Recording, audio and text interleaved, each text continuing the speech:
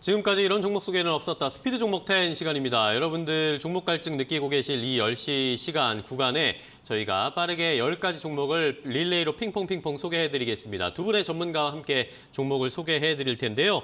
자, 오늘은 코스파트너스의 김진경 본부장 그리고 헤르메스 스탁의 하창원 본부장 두 분과 이야기 나눠보겠습니다. 두 분 안녕하세요. 반갑습니다. 네, 안녕하세요. 네. 자, 매주 목요일에는 두 분의 이 정확한 발음과 정확한 시간을 지켜주시는 두 분 랩배틀 대결입니다. 와, 좋은 종목 5개씩 가지고 오셨을 텐데 자, 여러분들 어떤 종목을 가지고 오셨을지 궁금하시죠? 화면으로 바로 먼저 공개하겠습니다. 자, 스피드 종목 10 10가지 종목 소개하겠습니다. 먼저 김진경 본부장의 픽입니다. DSR, 대한해운, 삼성중공업, 상신 EDP, SK바이오사이언스를 가지고 오셨고요. 하창원 본부장의 5가지 픽은요. 현대건설, 포인트모바일, 넷마블, 코웨이, DB손해보험 이렇게 10가지 종목이 준비되어 있습니다. 자, 시청자 여러분들은 이 10가지 종목 가운데 어떤 종목이 눈에 띄시나요? 자, 10가지 종목을 저희가 공개해드렸습니다. 시청자분들 분명히 내가 이 종목 매수하려고 했는데 내가 가지고 싶어하는 종목인데 매수가, 목표가 궁금하다 하시는 분들 계실 것 같습니다. 그런 분들은 지금 유튜브 댓글이나 아니면 샵 3772번 문자로 궁금한 점을 좀 질문 보내주시면 저희가 더 자세하게 그런 내용들을 반영해서 두 분이 설명을 해주실 테니까요. 많이 메시지나 문자 그리고 댓글 달아주시기 바랍니다.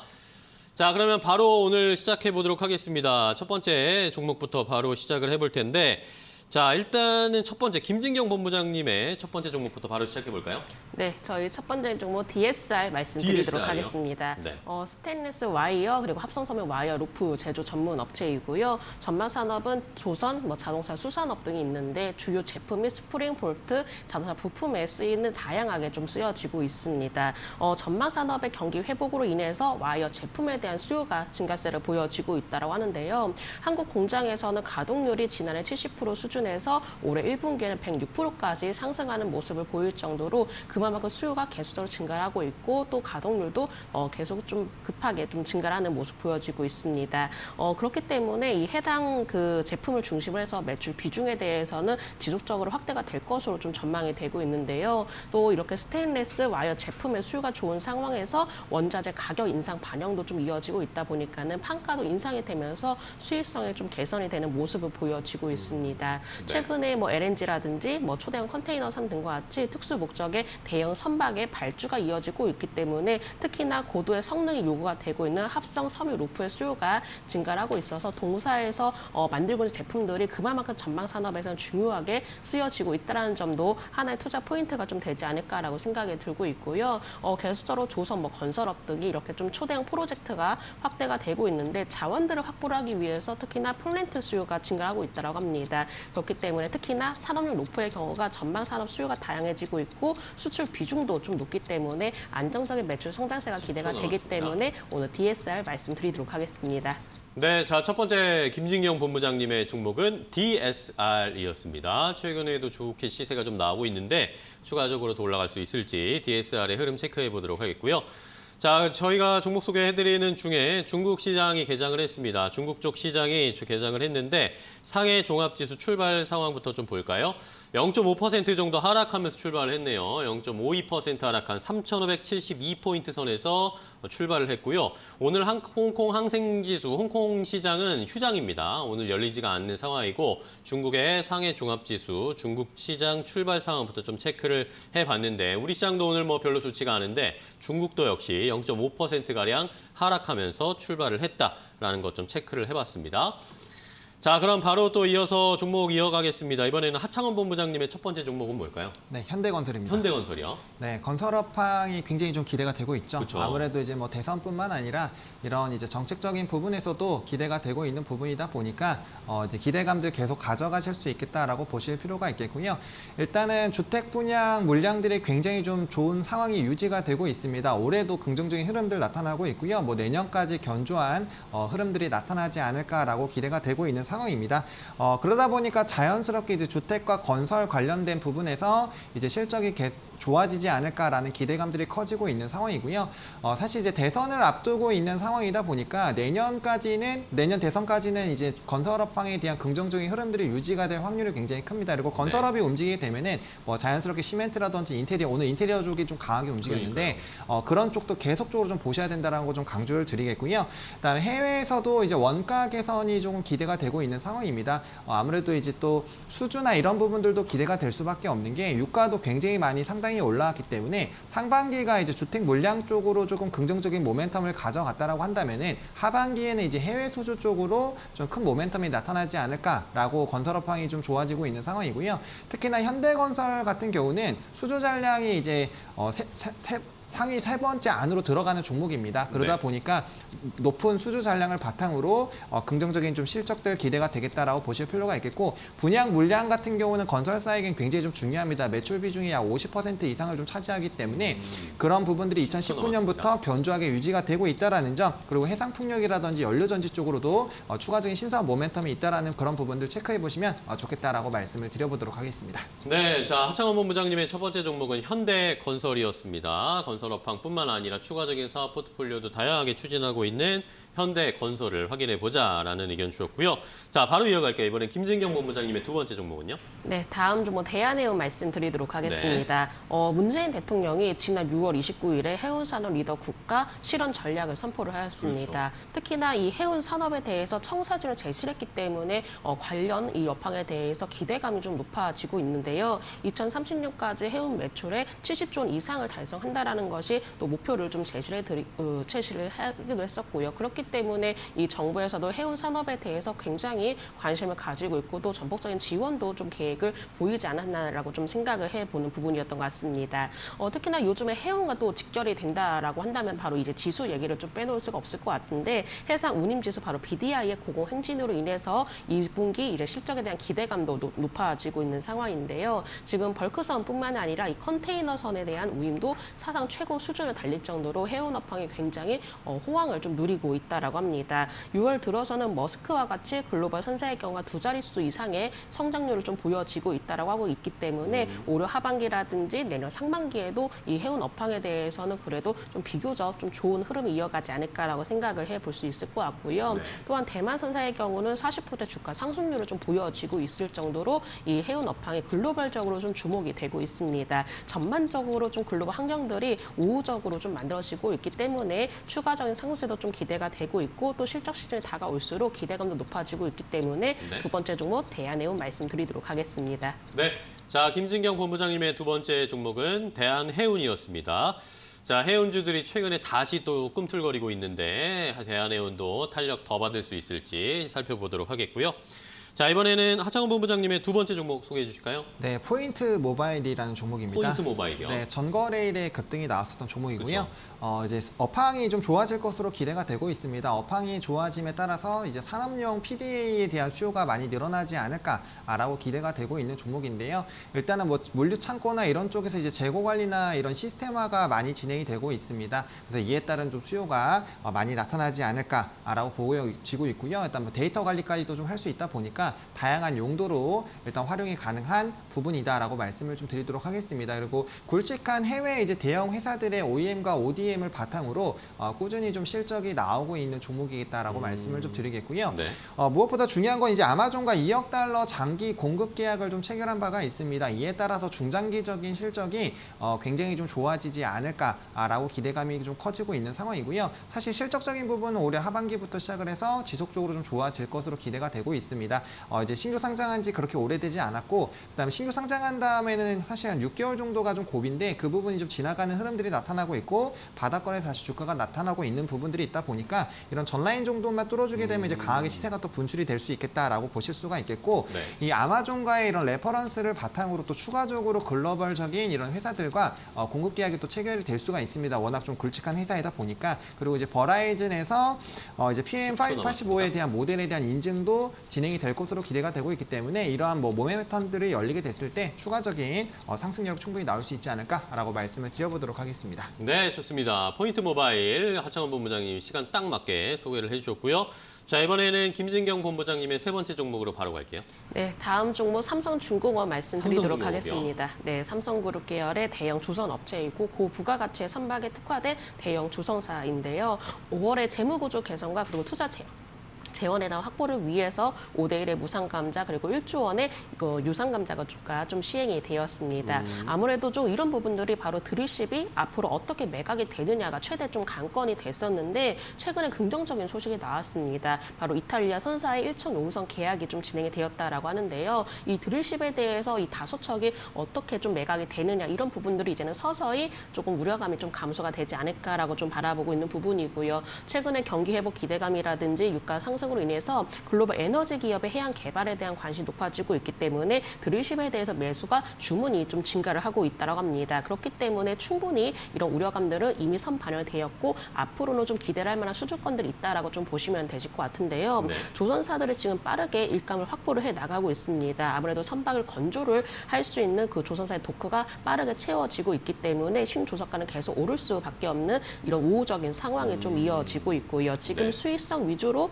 어떤 좀 수주에 대한 성과가 좀 기대가 되고 있는데 특히나 삼성중공업의 경우가 가장 큰 경쟁력이 있다면은 바로 친환경과 관련된 기술력을 좀 가지고 있다는 점이죠. 그렇기 때문에 이번 이렇게 수주라든지 이런 친환경에 대한 관심이 높아지면 높아질수록 내년도에도 상황 반전이 기대가 되고 있기 때문에 제가 세 번째 종목으로 말씀드리겠습니다. 네, 좋습니다. 김진경 본부장님이 세 번째로 삼성중공업 이야기를 해주셨는데 유튜브에서 셀리님이 제 포트에 해운조선업이 제일 많은데 삼성중공업을 가지고 계신답니다. 1년째 가지고 계시다고 하는데 내년까지 보고 믿고 갈 수 있을까요? 라고 이야기해 주셨는데 어떠세요? 네, 저는 조선업황에 대해서는 올해 하반기, 내년 상반기까지도 전체적으로 좀 긍정적으로 바라보고 있기 때문에 만약에 이렇게 보유를 하고 계시다면 조금 중장기적인 관점으로 한번 바라보셔도 좋으실 것 같습니다. 네, 좋습니다. 셀리님 궁금함이 좀 해결되셨는지 모르겠습니다.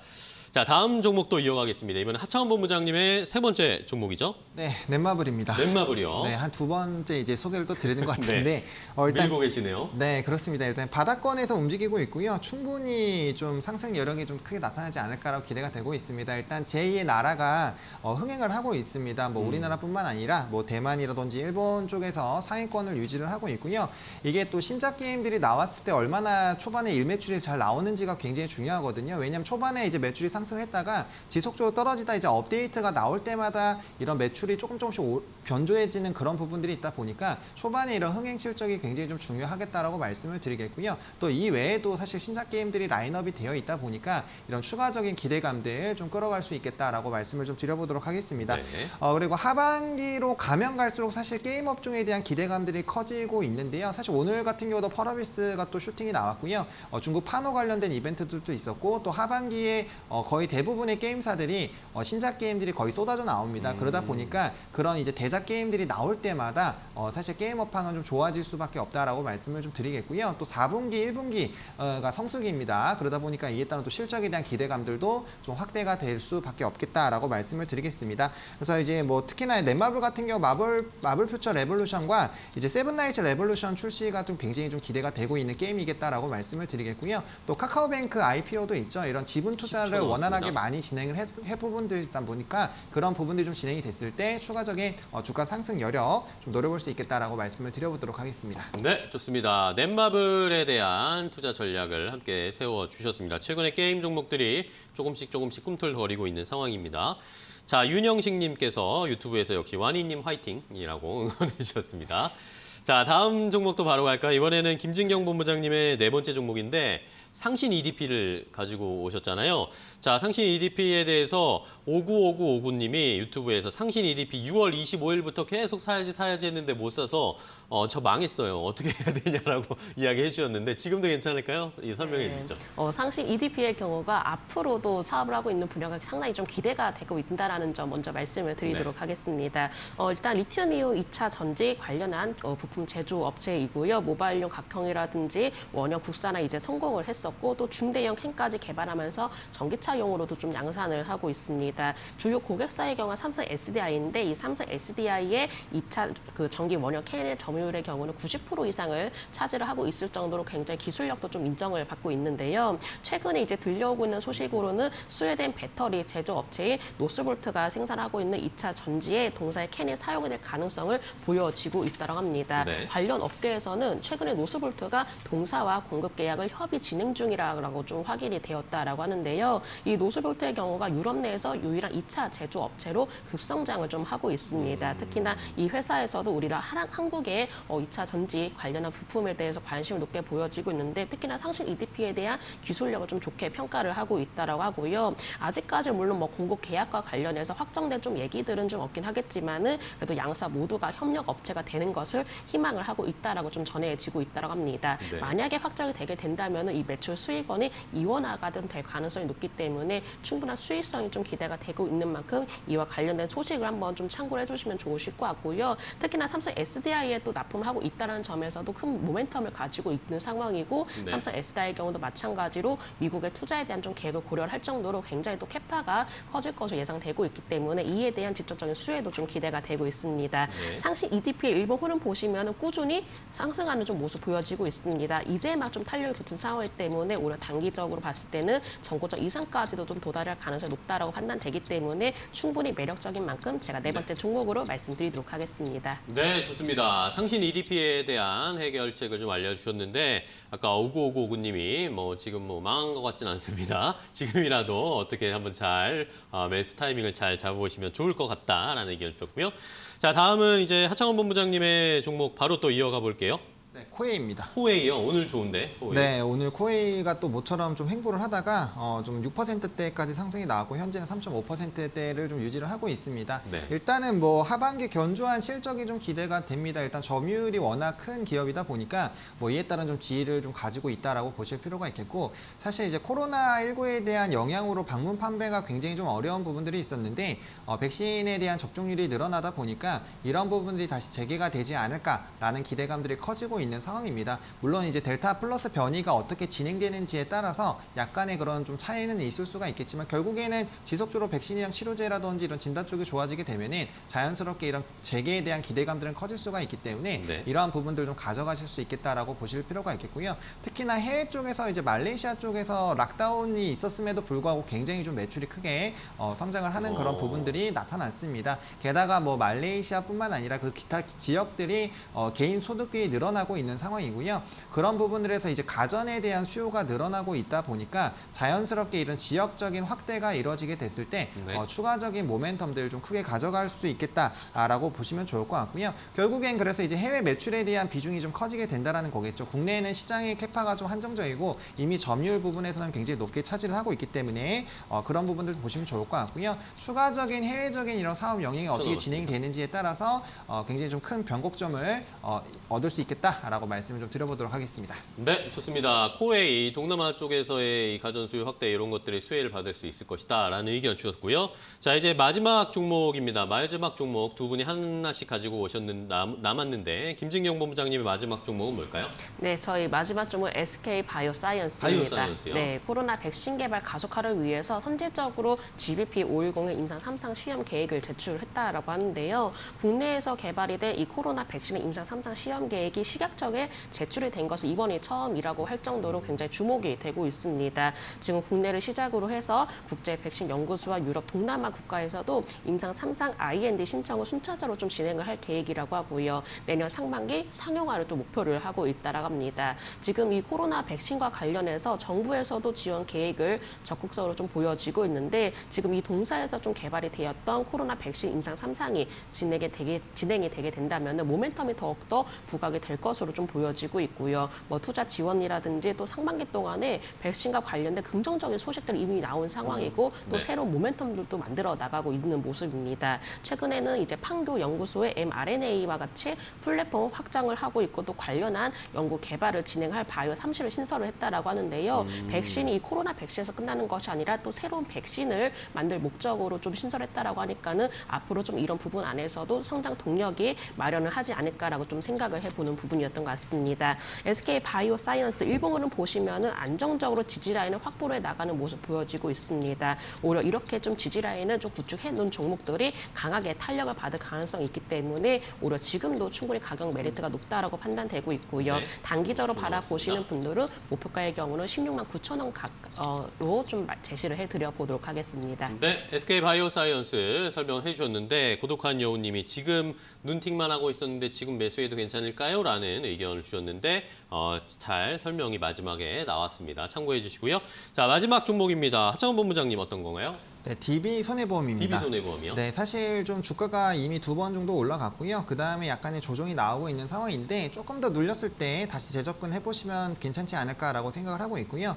일단 이 손해보험 관련된 종목 같은 경우는 사실 주가가 굉장히 많이 올랐다라고 생각을 할 수는 있지만 네. 뭐 아직까지는 상승 여력이 충분히 좀 많은 상황이고요. 또 금리 이벤트 관련된 부분들이 또 부각이 됐을 때 뭐 손해보험이나 생명보험 그리고 금융주 쪽으로 좀 이제 수급이 또 들어올 수가 있다 보니까 그런 부분들까지 좀 체크를 해보시면 좋겠다라고 말씀을 드리도록 하겠습니다. 일단 이 회사 같은 경우는 이제 안정성과 성장성이 좀 적절하게 좀 균형을 맞추고 있다라고 보시면 좋을 것 같습니다. 아무래도 이제 운전자 보험이라든지 이런 우량 계약들이 좀 잘 진행이 되고 있는 부분들이 있고요. 그 다음에 이제 손해율 부분들을 좀 체크를 하셔야 되는데 굉장히 조금 퍼센테이지가 낮은 수준으로 네. 좀 유지가 되고 있습니다. 2018년 이후로 뭐 이제 최저치를 좀 기록을 하고 있다라고 보시면 될 것 같은데 아무래도 손해율이 낮다 보니까 그만큼 수익성 쪽에서는 좋아진다라고 보시면 될 것 같습니다. 그래서 네. 실적적인 부분에서도 좀 굉장히 좀 기대가 될 수 있겠다라고 말씀을 드리겠고요. 그다음에 이제 자동차 손해보험률 관련된 부분들 좀 잘 체크를 해보시면 좋을 것 같고 결국에는 이제 손해율과 또 이제 사업 비율에 대한 이런 안정성들이 잘 유지가 되고 있기 때문에 네. 좀 견조하게 좀 더디게 움직일 수는 있지만 그래도 견조하게 움직일 수 있는 종목이겠다라고 말씀을 드려보도록 하겠습니다. 네, 고맙습니다. 자, 이렇게 DB 손해보험까지 저희가 10가지 종목을 모두 소개를 해드렸습니다. 자, 오늘 스피드 종목 10 두 분과 함께 종목 이야기 나눠봤습니다. 코스파트너스의 김진경 본부장, 헤르메스탁의 하창원 본부장 두 분 오늘 좋은 종목 소개해 주셔서 감사합니다. 다음 시간에 또 뵐게요. 고맙습니다. 감사합니다. 고맙습니다. 감사합니다.